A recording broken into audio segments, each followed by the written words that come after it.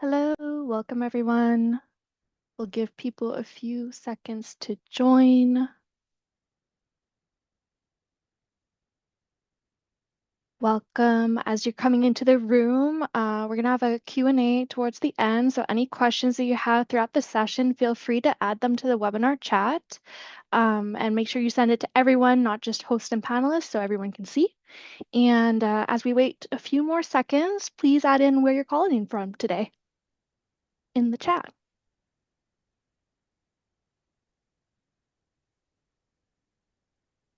I'm calling in from Montreal, Florida. Awesome.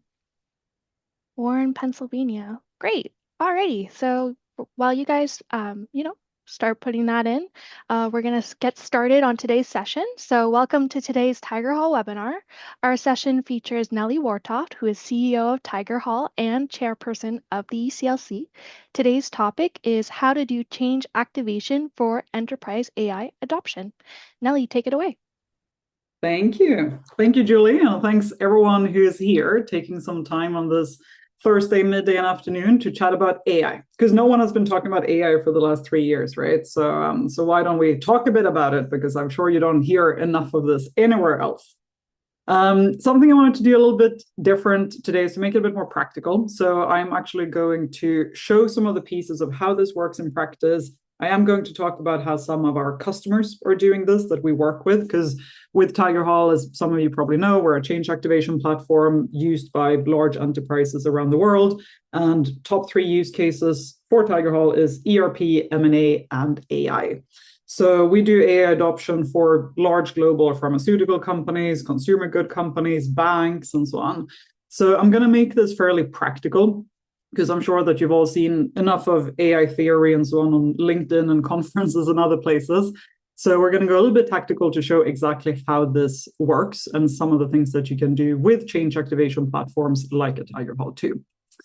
Okay, so without further ado, let's start with a poll. It's always the best way to get going and just seeing a little bit of like, where are you at in your AI journey?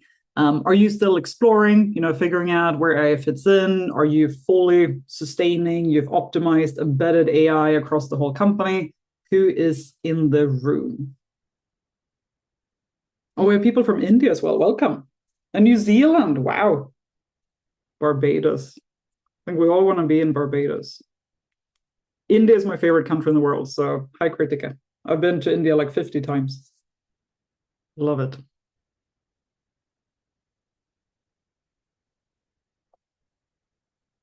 All right. We'll give it a few seconds for people to respond.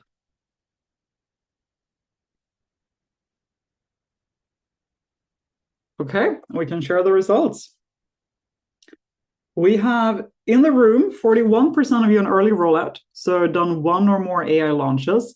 38% are in scaling. Awesome. That's very, very interesting. So expanding use cases of tools that you've already launched. Great. So that means we have almost 80% is actually in that bucket of scaling or early rollout. Fewer in sustaining. So I think that's the stage probably people want to get to. Only 3% there. Okay. Thank you for sharing. And we'll have 6 polls in this, 5 or 6. So it will be quite a lot of interaction. So don't fall asleep. Then you won't be able to see what other people are responding in the poll. Okay, where do we stand today? Enterprise AI landscape. You've seen many of these stats. It's a lot of initiatives that fail to meet expected outcomes. Part of that is trying too many different things at once. A large part of it is adoption and getting people to actually adopt AI, making it useful for them. A lot of human factors, of course, when it comes to implementation challenges. And within the same organizations, what we see many times is you have people who are super extremely excited about AI and they do everything with AI, next to a colleague who's like, I don't want to touch this technology, it's just going to replace all of us. So challenges and the human factors that we all know about. And then many companies who have abandoned many AI initiatives, right? I think that's to be expected. Like we need to try, we need to learn, we need to test, but that's a little bit high level where the world is standing today with enterprise AI. And I think the key thing to think about, and I had a LinkedIn post about this a couple of weeks ago as well, that AI is not technology deployment. I meet a lot of companies that come to us and say they want to roll out AI, and they have this great plan for doing it. And it's literally like a training plan or an OCM plan. And I want to start here because it's the beginning of like, how do you think about it and how do you plan for it? This is where many things tend to go wrong. And if you think of this as similar to ERP, and we spoke about ERP last week, if it's similar to that kind of plan, it is going to be pretty hard because AI very, very quickly leads to a ripple effect. And that initial few weeks or months of like the first tool, like it might be a little bit of technology, but then it's more like a side tool, right? You have your co-pilots, you have your assistants, you have people that are using AI on the side of what they're doing. But to really, really get value out of it and getting a full deployment, it needs to be how you work. It needs to be embedded in the workflows, right? And then right away, you have process change because a human might need to do 10 steps in a process, whereas AI can just jump from step 3 to step 7 right away. So there comes process change. And with that comes changing how we operate, organizational restructuring, how our teams set up, handovers, and so on. And that can many times change a business model. That changes the culture, the governance, the way we run it, and then all the way back to technology change. And I think this is what surprises many people about AI. And we see many who aren't ready for the ripple effect that it creates. They think they're launching Microsoft Copilot, and then they end up realizing that actually we're changing the whole company. So that's important to have as a mental model as we're going through this, that this is not a one-off technology launch where we can roll out some workshops and training and job aids and be done with it, right? This is actually fundamentally changing how we work as an organization. So a caveat there to begin with. And pull two then right away, what does your current approach to AI adoption look like? Do you have that kind of training session, leadership comm set up? Do you have built out an OCM plan? Are you building as you go? What are you doing currently? And I realize there are many more options than these four as well. So if you're doing something else, feel free to put it in the chat. And that's one of the best things about these webinars is to learn from people who are in the room, in the group as well. So feel free to share in the chat what you are doing if it's none of these four too.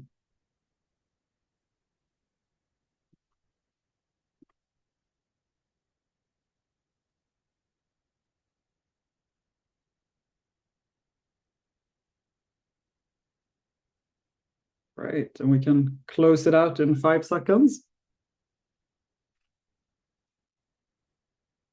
Thank you. So most of you are building something that is not consistent. If you have a formal OCM plan built out, many figuring it out as we go. I would actually say like those of you who are building something that is not consistent or like you're figuring it out, perfectly fine. I wouldn't worry too much about it. Like AI is one of those changes where agility matters way more than I would argue any other change. So being agile, being able to figure it out as you go is actually a very big plus in this case. But the downside then, like if we're looking at how we're doing change management historically, right? Like some of the problems, and we're seeing this when we work with customers that have very traditional kind of change management setups, like very traditional OCM functions. The number one thing that comes up, right, is they just cannot keep up. It evolves way too fast for change management to keep up with like the traditional plans. And even when you get to that plan, it very quickly becomes irrelevant. And then you have many different layers of that, what some people call resistance, but is that distinguishment between like people are really into it, they want to do everything on AI, and people are just like, will this replace me? Will this replace all of humanity? Some people have an existential crisis, which is perfectly valid too, and they all need to be spoken to differently, right? So it's a different type of persona that you're building when you think of your stakeholder groups and your impact assessment and impact analysis. It's a very different way to think about stakeholder groups with all of these different types of resistance factors or concerns that people have. And we'll get into that in a bit more practical detail as well. But essentially, those are the different challenges, right? Like the speed at which AI is developing. And when we look at Anthropic and Google and OpenAI, like these release a new model or new areas of their models every second day, right? It's like every single day there is something new coming out and there are updates and so on. So AI evolves super fast, much faster than definitely any organization can keep up at large, but also faster than we can adapt change management. So that's why I mentioned that agile approach where we can just figure it out as we go is many times a really, really good approach actually in AI. And if we look at these then step by step, side by side, if we look at change management and comparing that to change activation, and the difference, and we'll talk about some of these things. The number one difference, and there is nothing, by the way, that says you have to pick one of them, like you can do both pieces, but change activation is different from a speed point of view. So when you think of change management, it tends to be a bit more linear, a bit more sequential. You have a plan, you roll it out, you measure later, and then see what happens. Change activation is a much more decentralized approach in the flow of work, peer-to-peer led, very, very targeted and role specific. And it's a lot about this iterative approach. So using feedback, using behavioral data, using adoption data to have that adaptive approach to how we drive change. So just a little bit of a distinction between the two ways of thinking or ways of working when we're looking at this as well. So very heavy polls up front. There will be less polls as we go along, I promise. But let's start with what's your biggest challenge with AI adoption right now? And seeing out of all of these context areas we've discussed, what is the biggest hurdle? And then we'll start getting into the tacticals of how we solve these.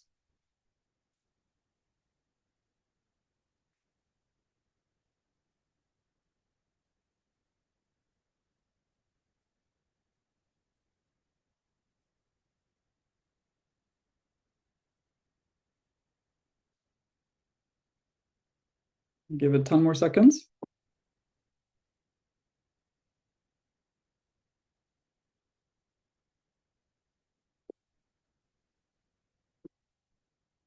Okay. So top one is, how do we reach different teams in a way that's relevant for them? That's the number one challenge. Very, very interesting. And we'll actually start with getting into that. That's the first area we'll discuss on how exactly do we do that. Sustaining adoption after the initial rollout, few there, measuring whether it's sticking. Okay, so how do we reach teams in a way that's relevant to them? And that's an interesting one because it also comes back to what I mentioned about persona building, different concerns, different fears, and so on. Awesome. So let's get into it. So looking at a change activation model and the differences between change management, or like how we think about change activation, and the approach that Tigerhall takes, the approach that we take with our customers, it comes down to these 3 A's. And what is important there, I would sometimes add a 4th A, that it's about agility and being able to change as you go and do that always on approach. We're going to talk through alignment. What is the best way to align people around AI when you have all of these different readiness levels, fear, consequences, all of those differences? How do we best do alignment? We'll talk through adoption. How do we drive adoption AI? And then that adaptation piece as well. How can you actually leverage data to build that culture of like always on experimentation? Because AI is something that will continue to develop just a breakneck speed, and it will go faster and faster and faster. So trying to do the same way as you've always been doing it in a traditional change management approach and just do more of it is just going to burn you out. So you need some help with peer-led decentralization, data that can guide where to spend your efforts and so on. So we'll dive into all of those. So let's start with looking at alignment. How do we address so many different views, so many different sentiments, so many different thoughts on AI, and for every single one person, there is one opinion on AI, right? So how do we drive personalization that makes that scalable? And this was the number one challenge that you all said that you were facing. How do you speak to different people in a way that is relevant for them? And then we have this is the second last poll. I uploaded them all in the earlier. How would you describe sentiment across your organization right now? Let's start there. Are people positive, mixed, cautious, or fearful?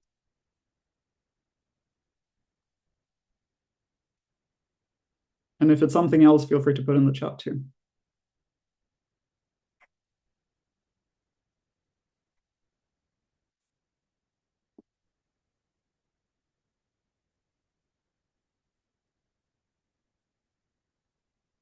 Five more seconds.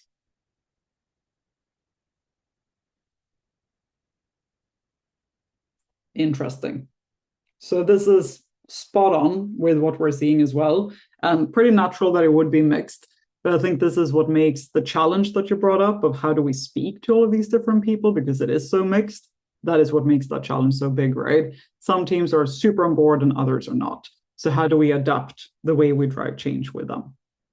Okay, thank you. So how do we do this? So when we talk to different people, a big part of AI, and I feel like this is still getting missed in so many organizations, is to communicate the expectations. And it sounds pretty straightforward, right? Like, yeah, why would we not start with the expectations? But so many organizations go straight into the tools and the how and like what you should do and workflows and things like that. But they don't really talk about what's the expectation? What do we actually want you to do with AI, right? Is the expectation, like last year especially, people spoke a lot about saving time. Is that what we want you to do? Is that the expectation? And if that's the expectation, what are you going to do with the time that you have left? You save 4 hours a week. It's not like people are going to let you chill on the beach for 4 more hours. So what are you going to do with those 4 hours? Starting with the expectations is very, very critical. And whether that's about saving time or like what outcomes, are we primarily looking for productivity? Is this a productivity? Is it an efficiency play? Is it about innovation? Are we wanting to find new ways of doing things? Are we trying to do more with less? And many times it's a mix, but I find that leadership is not very clear with expectations. And that's the first thing that breaks down in alignment. And anyone that says we have an AI strategy, it's like, what is an AI strategy? Like, don't have an AI strategy. You have a business strategy, and then AI can support that business strategy, but don't have an AI strategy. And even if you have an AI strategy, going out to the organization and talking about an AI strategy is not going to land, because people are like, I'm here doing my job. I have 2 million things to do every day. Like, what do you want me to do? And starting with clarity there is super, super critical. And most people just do not. And coming back to the differences between different groups, right? Expectations can be different for different people. If you look at a communications team, what is the expectation on them compared to people in a manufacturing plant? Could be very different, right? So this is where you need to start alignment from a personalization point of view, is how do we actually communicate the expectations very differently? And what are the changes, like once those outcomes are achieved, like are priorities shifting? Like once we have implemented, like is budgeting shifting? Like how are we thinking about this? And I know that these answers are hard to get to, and it's natural to not have the answers to all of these questions.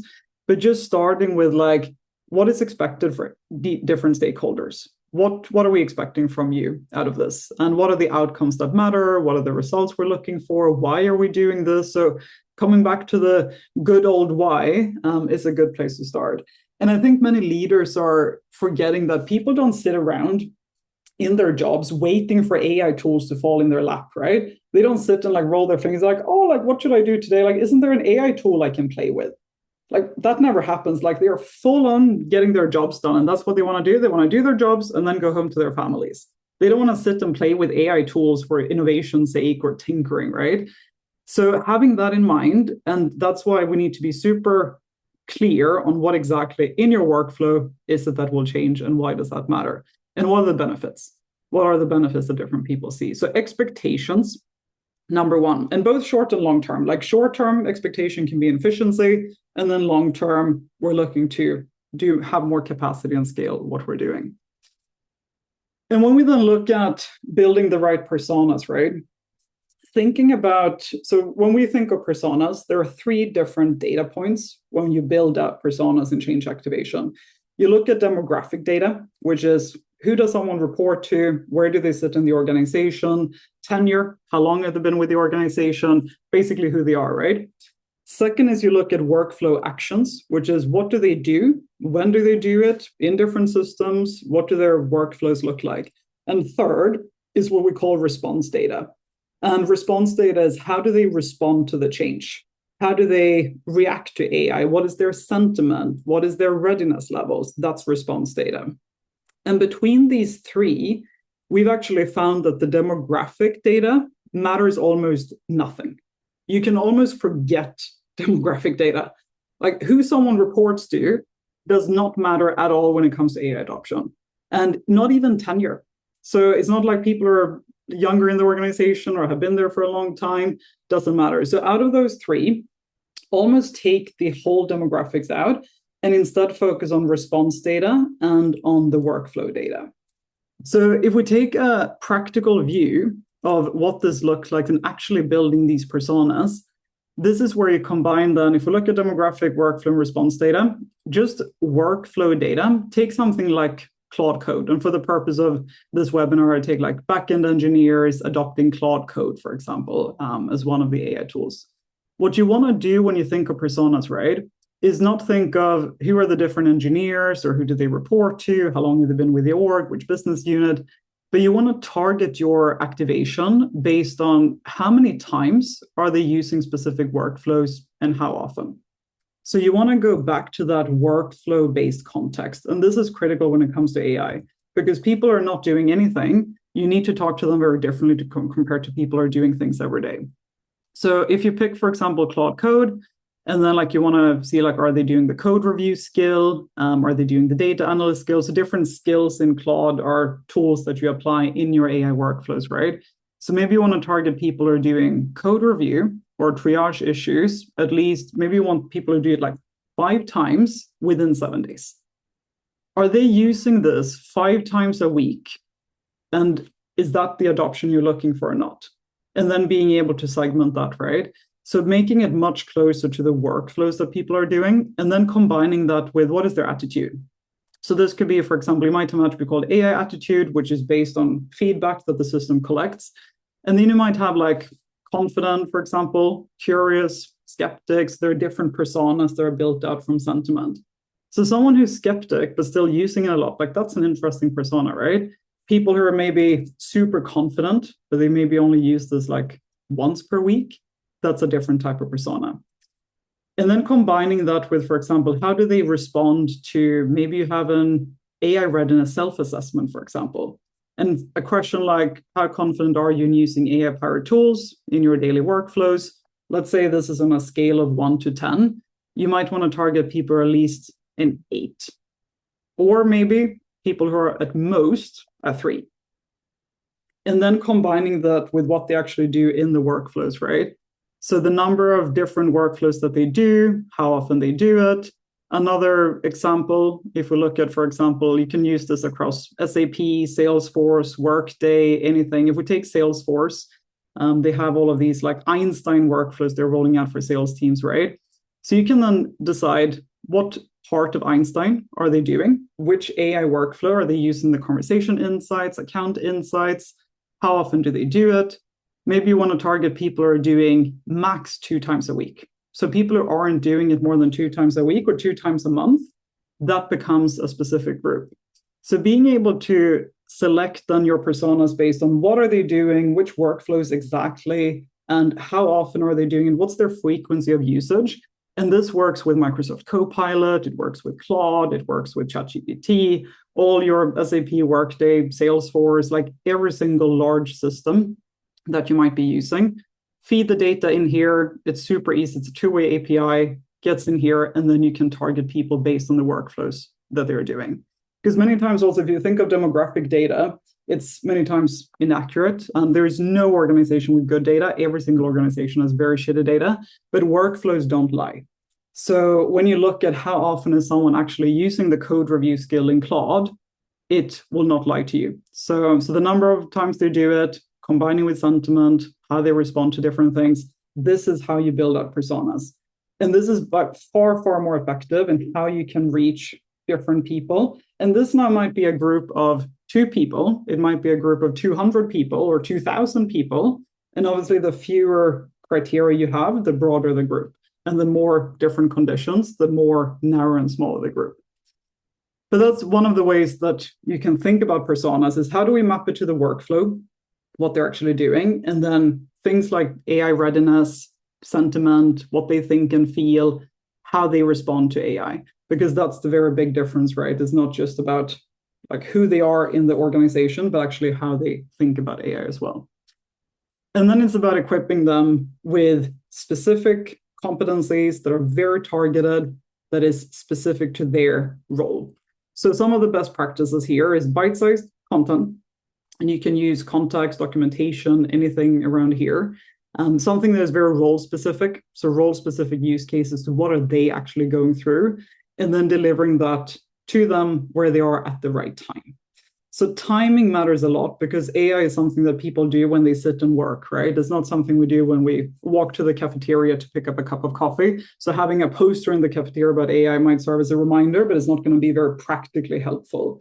So being able to deliver it at the time they do it. So take something like the Claude code review skill. The moment someone starts using that skill is when you want to deliver the content. And that's another aspect of change activation. It's about the right time.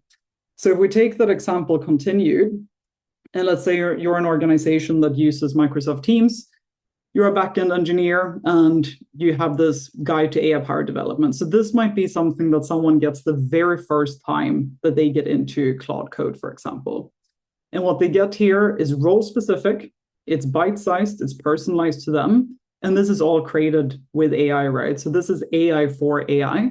And it's targeted to backend engineers that have just started Claude Code and what can they actually do. And what they get here is 5-minute podcast, a check-in, which is then what you can use for targeting to reach the right personas, a video, another check-in, power read, and so on. So if we look at examples of what this looks like. All right, so let's talk about Claude Code. I keep hearing people say it's just fancy autocomplete. And honestly, that's driving me nuts because it's completely wrong. Yeah, I've been hearing that too. So what's the actual difference? I mean, I use Copilot and it does suggest the next line pretty well. Right, so Copilot is like having a really fast typist sitting next to you.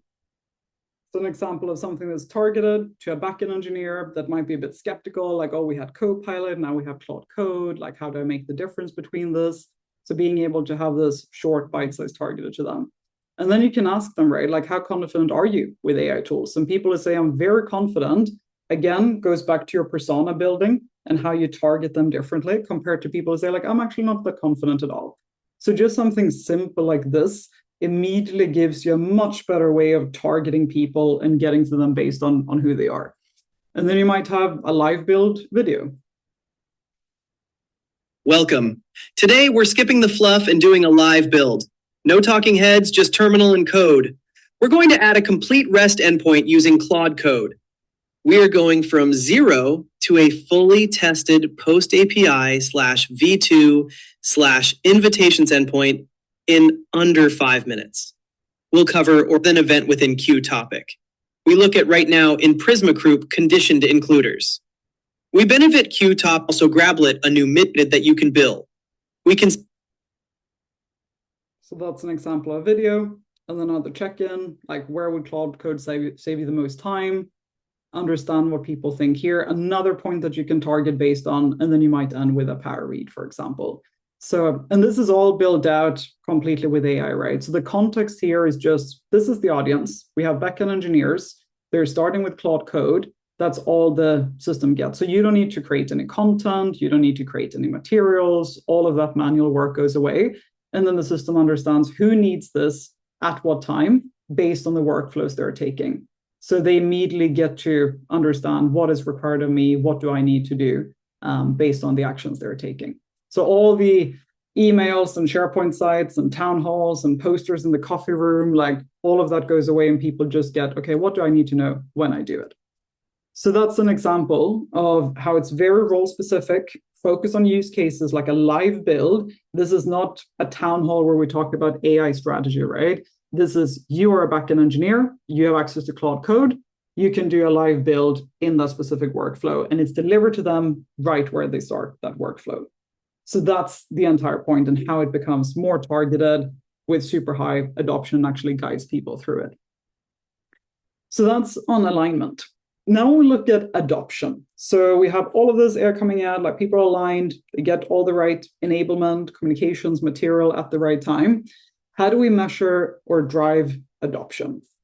So how are you looking at it right now? How do you know whether your AI adoption is actually working? Do you look at how often people log in? Do you have tool usage, productivity metrics, sentiment, or in anything, any other way that you measure as well? Feel free to put in the chat and share.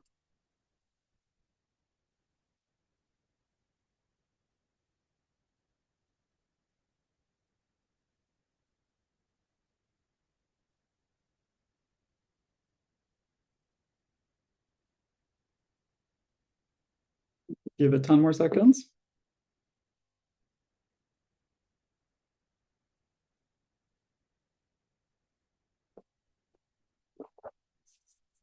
Thank you. Employee sentiment. is the number one, employee sentiment and feedback. So based on what people tell you, that's how you measure it. And then some license and tool usage. Not that many look at login rates, how often are people using it. A lot of employee sentiment. Interesting. Okay, so some of the things that work when it comes to adoption, like how do we actually drive adoption AI?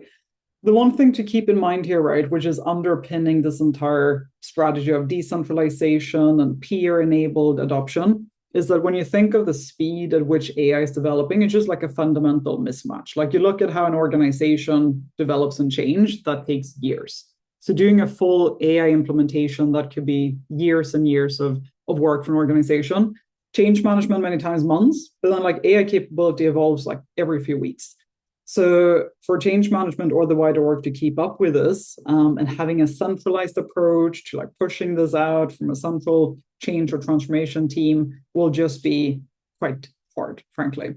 So it's with that speed mismatch that this need for a more peer-driven, more decentralized kind of approach comes. And this is where we've seen the most success by far. So the kind of top-down AI implementation, AI change management, like it works to an extent, and it works in those initial few months. But once it gets to like, how do we really sustain this at scale? The champions, the peer communities, and so on is what works.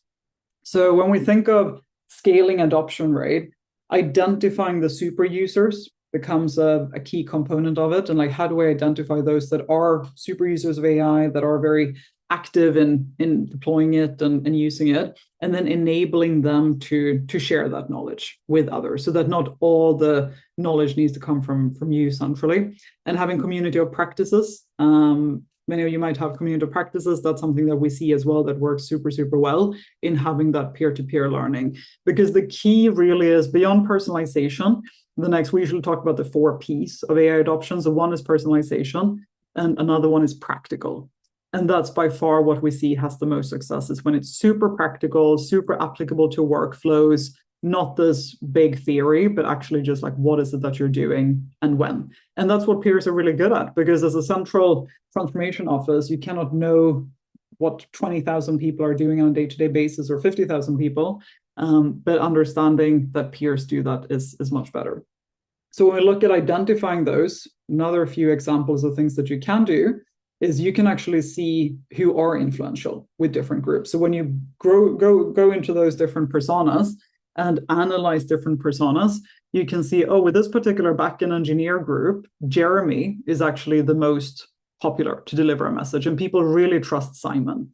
So being able to identify champions based on who actually drives engagement, in the sense of when you send a message from Simon, when Jeremy creates content, when Eliza creates content, what do people engage with? What leads to adoption, engagement, comments, questions, etc. So being able to identify them in this way, and then actually giving them the power to share, right? So the way that Tigerhall is set up, for example, we have different initiatives, different topics, like that's how the platform is structured. So if you look at Claude Code adoption, if that's an initiative, you can have different groups have different access, but then also groups that can create content on the topic.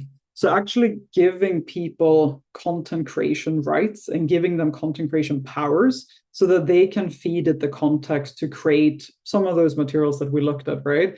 Where you just feed it like, this is something that worked. You can just speak into the system. This is what works. And then it creates it.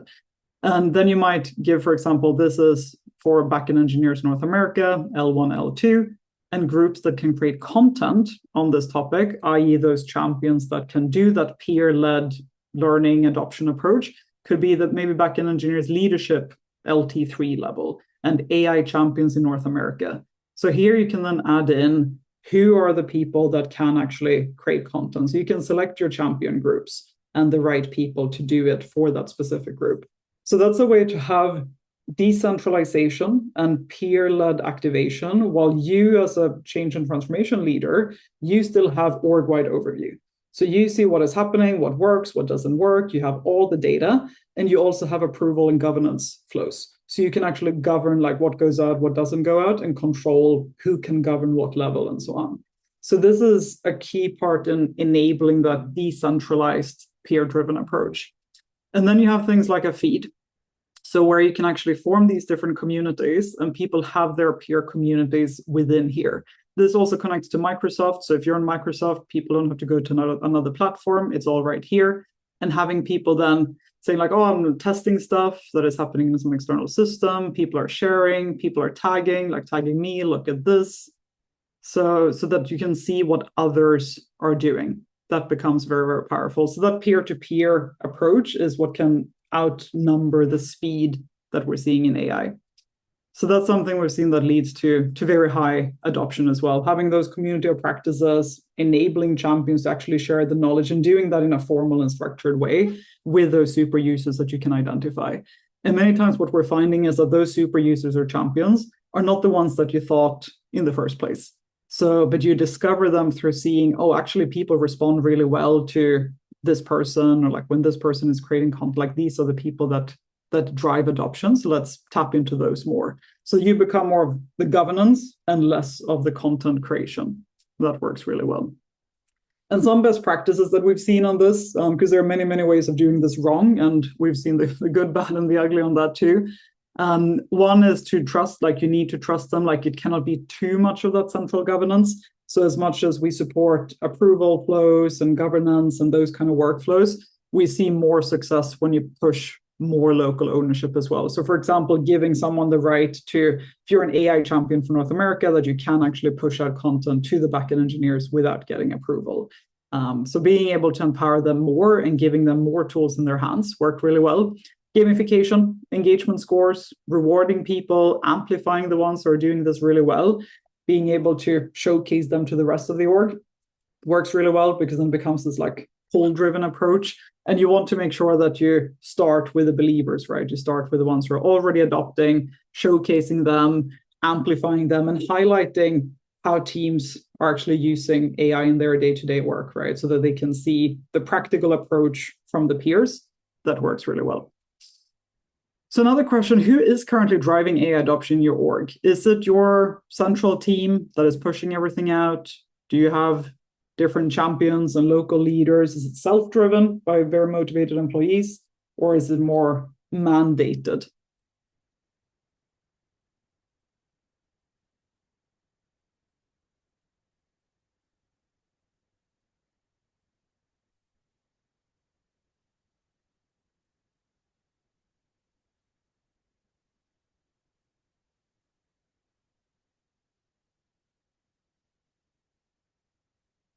Good, 5 more seconds.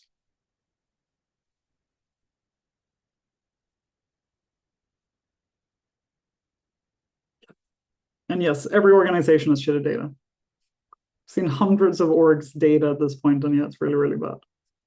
So don't worry about the data point. AI champs within each business unit. Central team and motivated employees. That's good if you're a central team and you have motivated employees. Okay, so quite a big variance between, but mostly 42% of you say a central team that is pushing everything out. So that seems to be the most common, and a bit of varied against the rest. Okay, thank you for sharing. Interesting to see. So yeah, that second P is very much about being practical, and making sure that it's applicable to their workflows. Automating the sustainment. This is something that is really hard to do manually and centrally to drive all of the reinforcements and nudges. And what we see is that you need to reinforce over a much longer period of time than you might think, because AI has this tendency also to be the new shiny tool. And when you first roll it out, people can be very excited and there's some things happening. And it's like a lot of these wow factors initially, right? But then what we see is that in the day-to-day, especially when stress comes in, when deadline comes in, and we even see in the data towards a quarter close, for example, you can see sometimes AI dropping when you get closer to the quarter close, especially if you're not very heavily sales-driven organizations. Like many big tech companies are heavily sales-driven, or research companies, and then like towards that end of the quarter, you can see it dropping. So put more time into that sustainment and reinforcement, not more time, but more thinking into it than you might think. And then these peer success stories, you want them to be shared at the right time. So I keep coming back to this time aspect. I cannot emphasize it enough, how important it is that people get it at the right time and not just bombarded when you decide to send it out, but that they actually get it when they need it. So having those peer success stories when they just start something and automated sustainment around that. So an example of that, for example, if I just start this Claude Code workflow, right? Another thing that I could get right when I started is like my colleague Lisa is saying like, oh, I caught a bug that I've been staring at for an hour. So like a success story of how she used the code review skill just when I used the code review skill for the first time. And this could then be a podcast. It could be a conversation between two different people. And this gets sent to me just as I start that workflow. And I see like chief transformation officer that's been using this. Would be great to see a CTO doing Claude Code. And it could sound something like this. So Marcus, you've been using code review for like a week now, right? I remember when I first started, I basically thought it was going to give me those generic, consider adding a comment here, suggestions that you get from every linter. Yeah, honestly, I've run it on maybe 4 PRs so far. 2 times it gave me useful stuff. 1 time it kind of restated what I already knew. And 1 time I wasn't sure if the suggestion was right. Like, I'm not convinced it's actually catching real issues yet. That 1 out of 4 feeling? Dude, I had that exact same experience in my first week. The shift for me was when I started being more specific about how I asked for the review. Like, instead of just running taught code review on the whole diff, I'd say focus on the async error handling in this service. Or check if the Prisma queries could have N+1 issues. Wait, you can scope it like that? I've just been doing the basic AHA code review command. That's what I'm saying. The prompting matters just as much as the tool. I wish someone had told me that up front instead of me figuring it out after getting mediocre results for like 10 PRs. So that's an example that someone can get a success story between Lisa and Mark having this chat. This is entirely AI generated. So you can clone people's voices if you have 2 good champions that you know people listen to. Clone their voices. There's a podcast coming out exactly on how they do it, or interview them and like feed that transcript in, and it becomes this 2-way dialogue that people can listen to just when they start that workflow.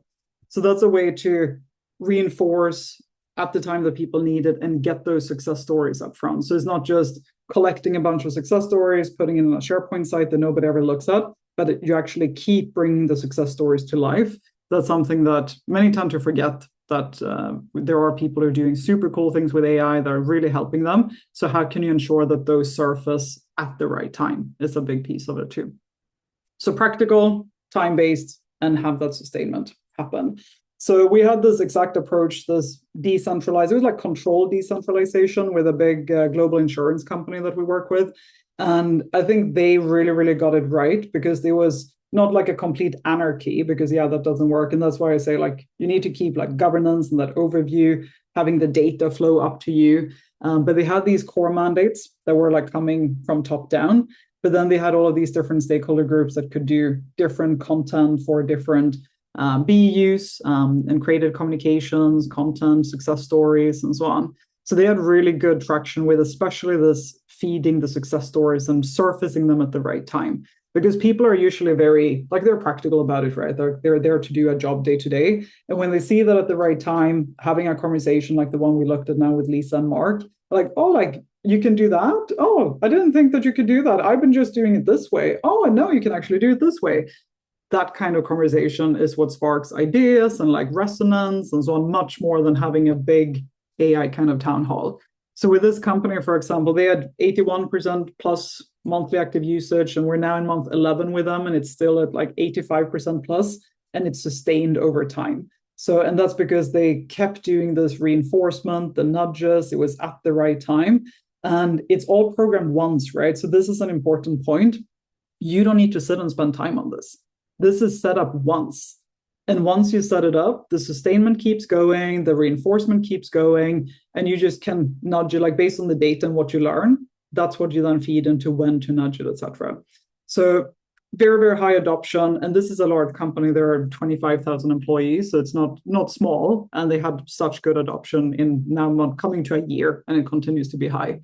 And another benefit that they saw was they got a lot more AI use cases. So things that they didn't think about, right? And we worked with a transformation office in this case.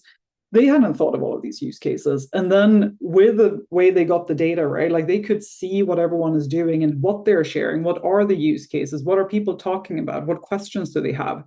So suddenly they had 4 times more use cases than they initially thought. They thought it was going to impact underwriters in this way, and they had all of these use cases planned out, and that just ballooned in 6 months because they got all of that data.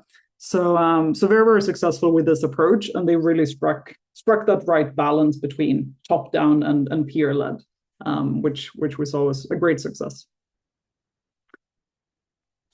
Now looking at adaptation, so looking at that data, right? What is it that can actually do with it? What is the right way to adapt as you go? Some things here. So a lot of organizations treat a pilot like they kind of choose a use case, they roll out a pilot, and then just like they use that to kind of like validate a decision that they've already made to scale. And then like, okay, this was the decision we made. Pilot validates, let's roll it out, and then it just falls apart, right? It's not really the most successful way of doing pilots based on what we're seeing. It's much better to do, you can do a few in parallel and then do more of that peer-led approach to see like what sticks, what doesn't, and then based on the data, like reshape the different ways that you roll it out. Because we find many times, and this is, I mean, it's always hard to beat like executive ego, but sometimes executives have made a certain decision and whatever the pilot is, like they force it in some way to succeed and then just to be able to scale it. But actually, when you focus, instead of scaling a particular pilot, you focus on building the right culture around constant piloting and constant experimentation.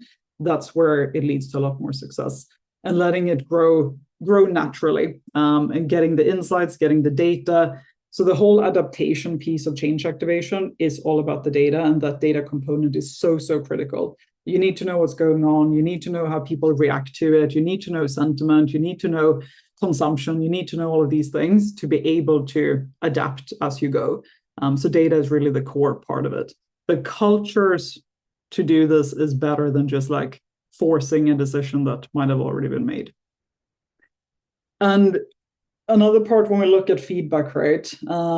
What we're seeing is, one is it's very important to give people feedback loops. Feedback loops are always important. And you don't always have to act on everything, but just telling people that you value their thoughts is critical. And there are 2 ways of looking at data, right? So you have explicit feedback, which is what people are telling you in like surveys and pulse checks and comments, etc. But then also the implicit feedback, like what are they not saying, but what are they doing? And this is, again, critical data to capture. Because if you look at 2 people, you're rolling out an AI initiative. One of them goes, thumbs up, great initiative, I love it. But they actually just like sped through the video, didn't care about the podcast, and like didn't do much with it, compared to someone else who might be quiet, but they listened to something 3 times. They kept coming back to a quick guide. They kept coming back to a reference document. They shared that with a colleague. That implicit feedback tells you that that's actually much more of a champion than the person who went, great, I love this initiative. So you need to look at both explicit and implicit feedback. What are people doing, adopting, behaving, and what they're saying? So looking at data, there are a few different types of data points that you will get out of a change activation platform, right? Both on that explicit and implicit part. So of course you get what people are commenting, what they're saying, all their responses to check-ins and reviews and surveys, etc. But also just think like, what is the time they're spending? How often are they going back to something? Are they replaying things? What are the time they're spending on different actions? Likes, dislikes, are they attending live events? Like all of that forms a picture. And having all of that data come together in one place where you can paint the picture of, okay, so Nelly skipped this, but then she attended the live engagement. Then she forwarded this to a colleague, and her adoption in Claude Code is she uses it 4 times a week. So being able to combine adoption data with sentiment data, with feedback, and the way that they interact with content and so on, all of that in one place is what forms that coherent picture. And then you can start getting insights like, for example, like this, right? So where you can then see across all of your different initiatives, you can then get insights on where are people at. So where are these different audiences? Are they on time? Are they catching up? Are they lacking behind? Who's aware? Who's applying things? Who's internalizing it? Who's already applying and integrating it in their work? So it's a lot of things you can do with data. And this is the key component in the speed and adaptation. I would say adaptation is actually the most powerful thing when it comes to change activation, is just how much data you get that allows you to be that agile and adapt as you go. So being able to see what resonates, who's impacted in different ways, all of this kind of data building out of all of these custom reports, that's what gets you to actually understanding what works and doesn't.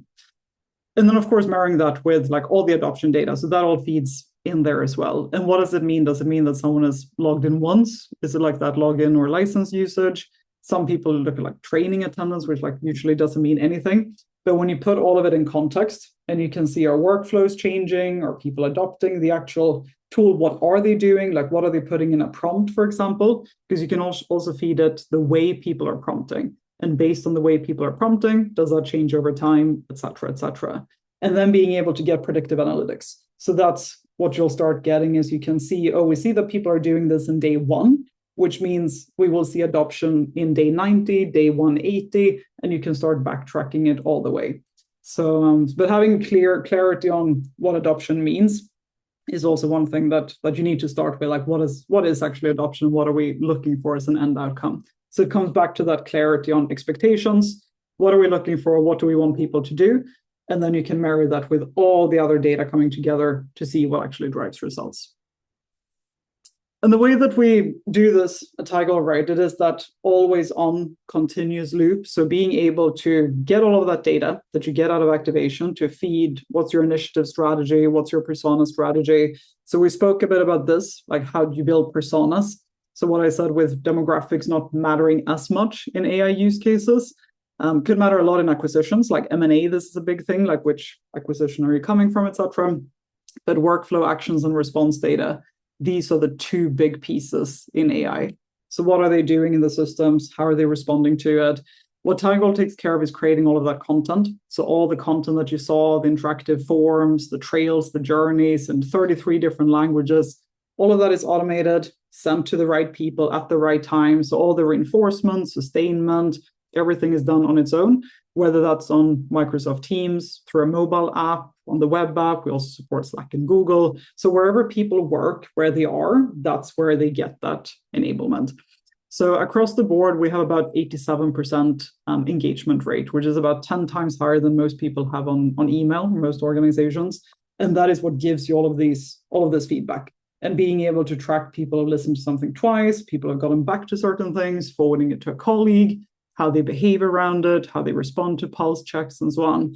That's what gives you this intelligence. So both from an activation point of view, different personas that you can then feed into the response data, but also that wider overview of how are we tracking in AI adoption and where are we seeing where might be overloading people, where might we have capacity, how should we allocate our resources as a team to optimize for where are the issues and where should we double down.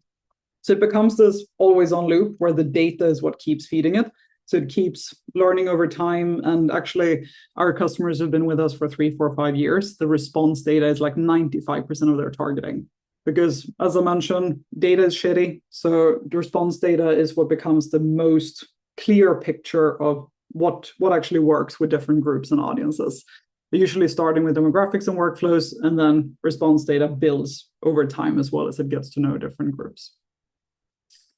So some of the key takeaways. So the 4 Ps that we always talk about with AI adoption: personalization, like based on workflows, like what is expected of them, what workflows are they actually doing, making it personalized to them, very practical to their exact workflows. So personalized and practical kind of go hand in hand.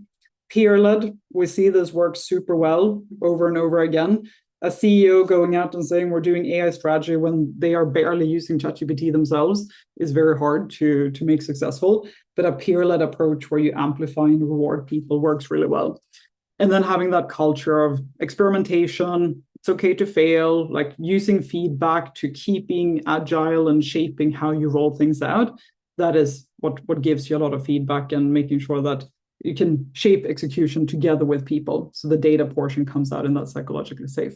So those 4 Ps is really what it all comes down to. And we've been doing AI adoption now for 2.5 years, I think 2.5, 3 years since this really started becoming more enterprise-wide. And that's when we started running activation. And these are the 4 Ps that it keeps coming down to being the key success aspects of it.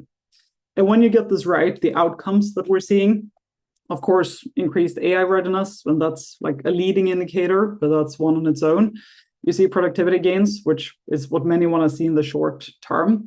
And then the competitive advantage. So this is where it comes to that long-term gain, right? What is it that we want to see as a long-term result? And you see organizations that started on AI very early, they are at a very different level now, because given how quickly the models develop, the faster you implement it, the faster you will be able to take advantage of all the model upgrades as well. And that's really when we see AI at that wider operating model scale, right? So it's almost like organizations can be bucketed in 2. You have the ones where AI are just tools, and it's just like tools that that people are using on the side, and it becomes these productivity hacks or assistants or chatbots, and it's very on the side of everything else. And then you have the orgs which have truly embedded it inside their operating model, and they do this at a very, very large scale. So that's ultimately what we're seeing organizations getting to. But it all starts with AI readiness, and that starts with alignment. It starts with personalization, being practical about what people should do, what's in it for them, enabling people to share success stories, sharing that with their peers. All of the things we've been talking about is what leads to that readiness and the productivity gains that eventually leads to that competitive advantage and having it as that operating model. So that's in a nutshell some of the things that we've learned from AI adoption. I know we're almost at time, but we might have time for 1 or 2 questions. Thank you, Nelly. So we're going to start off with Sharisa. She asks, for the AI-generated content in Tigerhall, how do you make sure it's communicated from your company's viewpoint, especially when creating how-to content? How do you make sure that it's accurate? And she also specifies that they have specific company DLP policy restrictions. So, like, how do you make that all work in Tigerhall? Yeah, good question. So everything is contextualized to your company. So you share the context. So you upload context to like, what is the change? What is the company? These are usually PowerPoint slides. It could be PDF documents, meeting recordings about a certain initiative. Like, why are we doing AI, for example? That meeting recording can be uploaded. So you provided the context so that it learns about your organization. It doesn't use the data to train the models or anything like that, but it picks from that context when it develops the content. So if we look at, for example, something like Claude Code, that could also be product documentation, could be process maps, could be anything around how you are using that tool specifically in your organization. So all the context comes from you and your organization. So when we look at our customers, how they work with it, right? They spend time here on like this is the context part, what we call initiatives. So what are the initiatives, and then what are the personas, and deciding these factors, and then the system takes care of 3, 4, 5, 6, and 7. But to your question, the context comes from number 1, and this is where it comes from: SharePoint sites, slide decks, meeting recordings, etc. So it knows everything about your company, so it's very accurate. So now a question from John. Change champion created content. Would we give them at least some of the context, or do customers usually just give them free rein and you hope that it's all accurate? So they could take from the same context base. So this is the benefit, right? When you enable that peer-led, they operate from the same context base. So they can then see like what is accurate, what is not. So let's say you have a PowerPoint deck of like, this is how we're doing AI, this is how we're not doing AI. Then when they create their content, it pulls from the same context.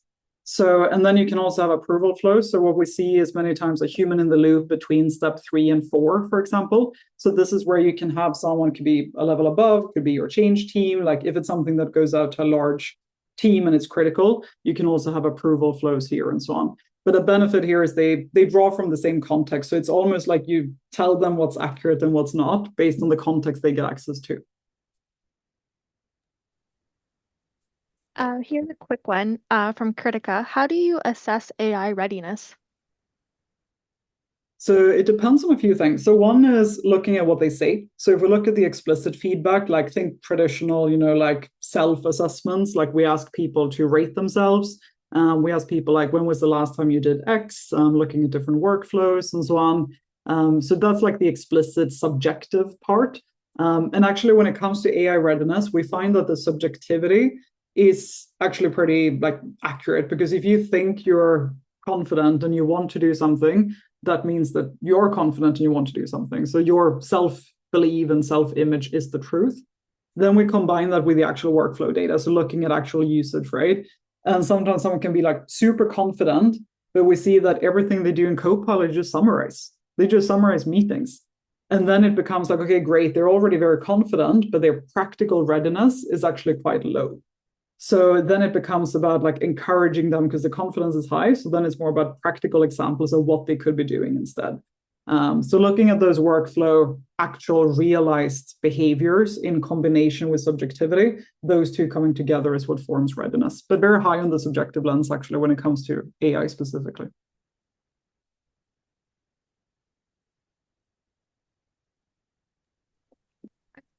We're at time if you want to close us off. All right. Thank you for coming and for listening. I know we're at time, so anyone who wants to reach out and chat more, you're always welcome. View me as a resource. I'm happy to talk through anything AI adoption and anything in your organization, so feel free to reach out. And we have a next webinar next week, actually, on M&A.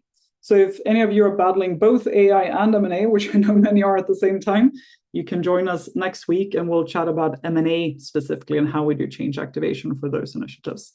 So again, thank you so much for being here today. I appreciate all of you, and I will see you soon.